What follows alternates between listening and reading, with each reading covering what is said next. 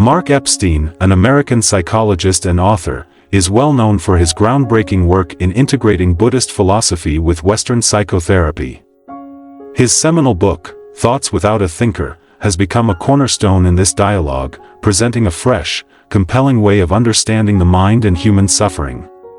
The book offers readers a therapeutic model that combines mindfulness, emotional healing, and self-awareness in a way that transcends the boundaries between Eastern spirituality and Western science. But why does this matter? Why should we care about bringing two distinct disciplines, one steeped in ancient spirituality, the other in modern psychology, into conversation? The answer lies in their shared goal, the alleviation of suffering. Both Buddhism and psychotherapy aim to address the human condition, albeit in different ways. Epstein's work serves as a bridge, showing how these two systems can complement and enrich each other. His approach challenges the conventional idea that Western psychology and Eastern spirituality are incompatible, instead offering a model where they can coexist and enhance one another. Understanding the core of Epstein's approach, the self and the no-self. One of the central themes in Epstein's work is the Buddhist concept of anatta, or no-self. Now, this idea can be a little jarring if you're used to thinking about personal growth in terms of self-development, ego strength, and the cultivation of a strong, cohesive identity, ideas that are central to most forms of Western psychotherapy. In traditional Western psychology, much of the therapeutic process revolves around helping individuals build a coherent sense of self. Therapists guide their patients through the resolution of inner conflicts, emotional traumas, and cognitive distortions, with the goal of fostering individual psychological growth. This process, known as ego development, is viewed as essential for mental health. So, what happens when Epstein, drawing from Buddhist teachings, challenges this idea by saying, "Hold on, maybe the self isn't what we think it is?" Isn't that a bit radical? The Buddhist doctrine of anatta suggests that the self is not a fixed, permanent entity, but rather a fluid, ever-changing process. According to this view, the self is more like a river, constantly flowing, never staying the same. This is a profound shift from the Western focus on building and solidifying a strong ego. Epstein argues that clinging to a rigid sense of self can actually be the source of much of our psychological suffering.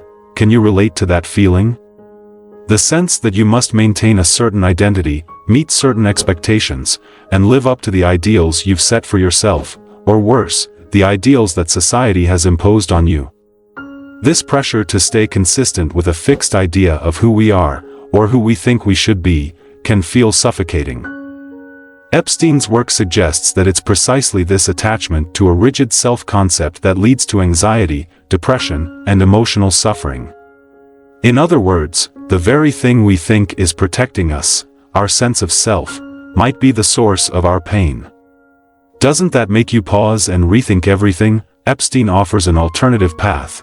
By loosening our attachment to the ego, we can find relief from the pressures of maintaining a fixed identity. In Buddhism, the idea of non-attachment is central to the practice of mindfulness. It teaches us to observe our thoughts and emotions without becoming consumed by them. Epstein beautifully translates this into the realm of psychotherapy, suggesting that by cultivating this kind of mindful awareness, we can step back from the stories we tell ourselves about who we are. Instead of getting lost in our thoughts and emotions, we can learn to simply observe them. And imagine how freeing that could be, to no longer be trapped by the need to define ourselves in rigid terms. A new approach to mental health, the Four Noble Truths. One of the most striking aspects of Epstein's work is his ability to take the Buddhist Four Noble Truths and reinterpret them in a psychological context. The Four Noble Truths are the foundation of Buddhist philosophy, offering a framework for understanding the nature of suffering and the path to liberation from it. Epstein adapts this ancient wisdom to the world of modern psychotherapy, showing how it can provide valuable insights into the human experience of mental suffering. Let's start with the first noble truth, the truth of suffering, dukkha. In Buddhism, this truth acknowledges that suffering is an inevitable part of life.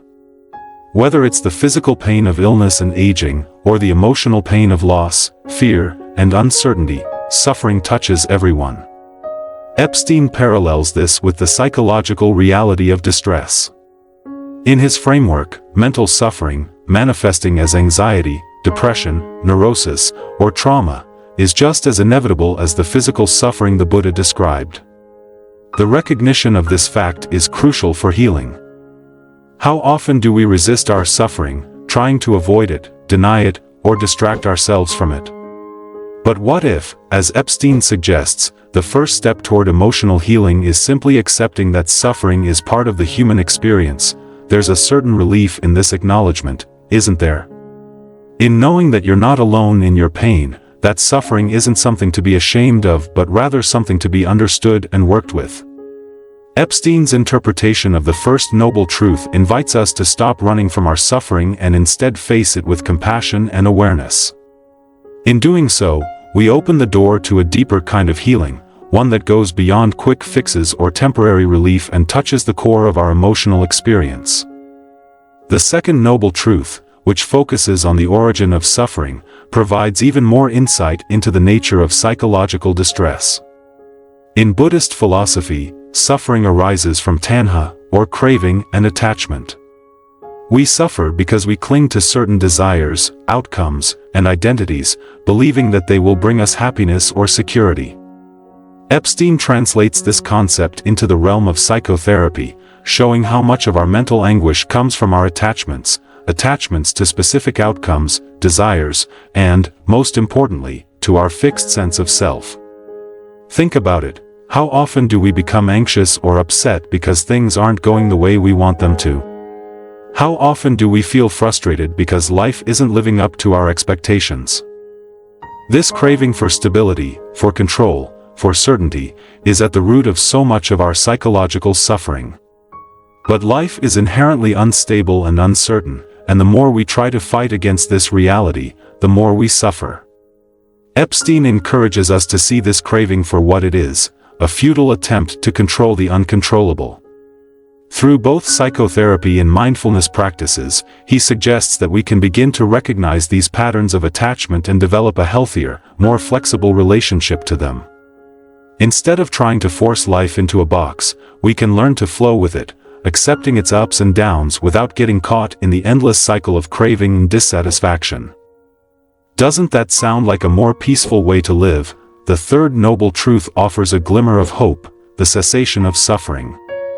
In Buddhism, this truth teaches that liberation from suffering is possible through the cessation of craving and attachment.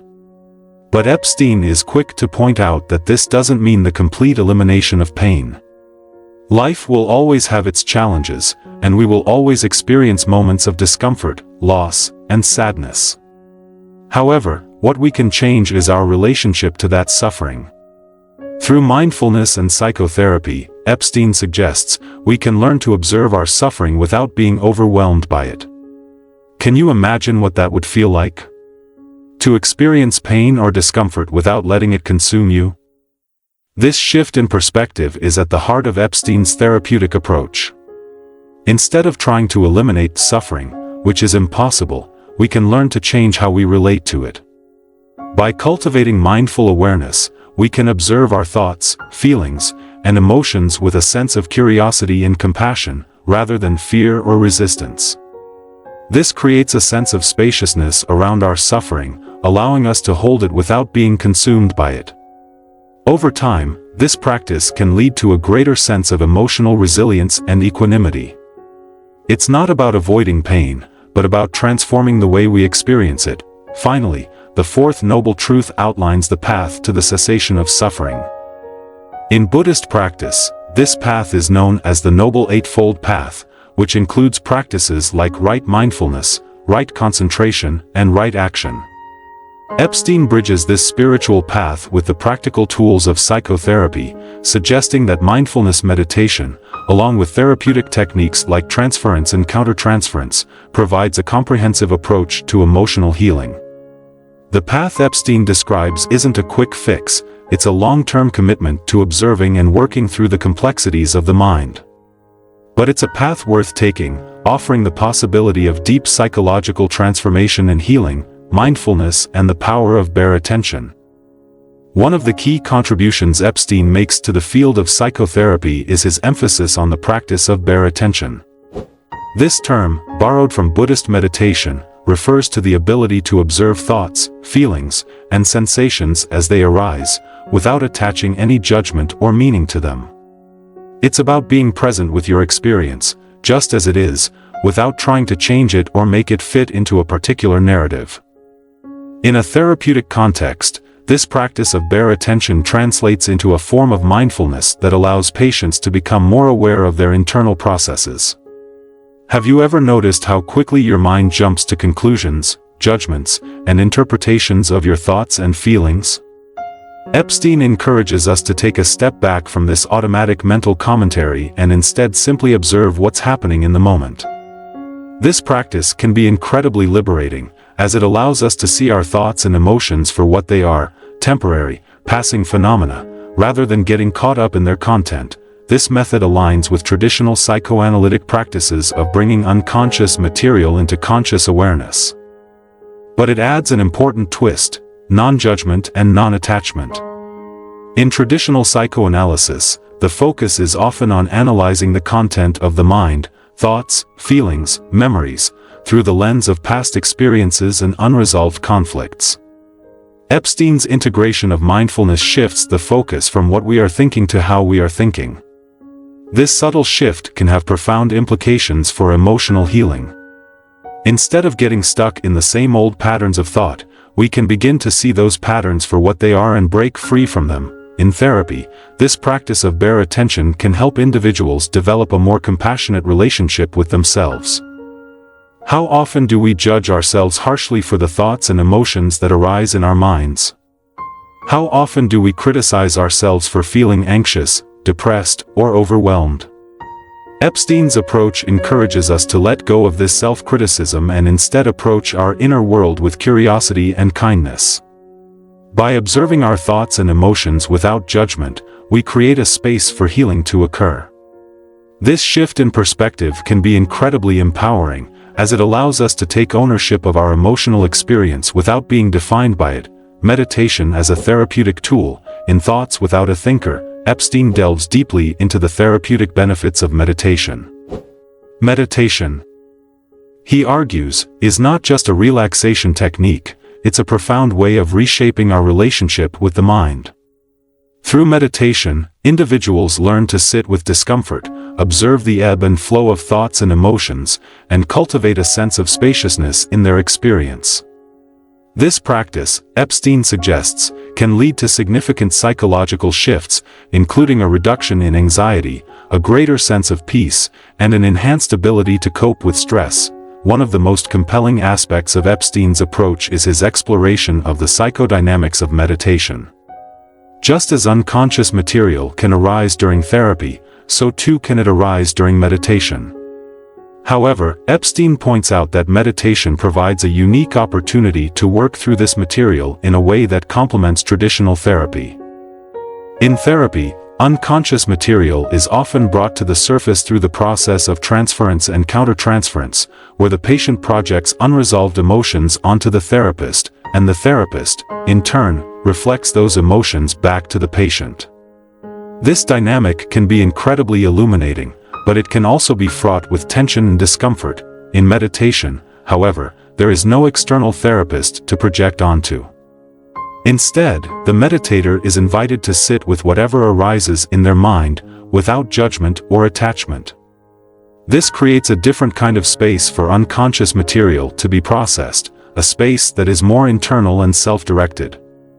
Epstein suggests that by combining meditation with therapy, individuals can engage in a more holistic process of healing that addresses both the conscious and unconscious mind. Impact and reception. The impact of Epstein's work has been profound, resonating with both psychologists and spiritual practitioners alike. His ability to synthesize complex spiritual and psychological concepts in a way that is both accessible and deeply insightful has earned him widespread acclaim. Figures like Jon Kabat-Zinn, a leading authority in the field of mindfulness-based stress reduction, have praised Epstein's contributions, calling his work a groundbreaking step forward in the integration of meditation and mental health. Kabat-Zinn refers to Epstein's work as groundbreaking because it opens up new possibilities for how we understand and treat emotional suffering. Epstein's work has also inspired further exploration into the integration of mindfulness with therapeutic practices, contributing to the growing field of mindfulness-based therapies. These approaches, which combine traditional therapeutic techniques with mindfulness practices, have gained widespread popularity in recent years as more and more people seek holistic ways to address their mental health.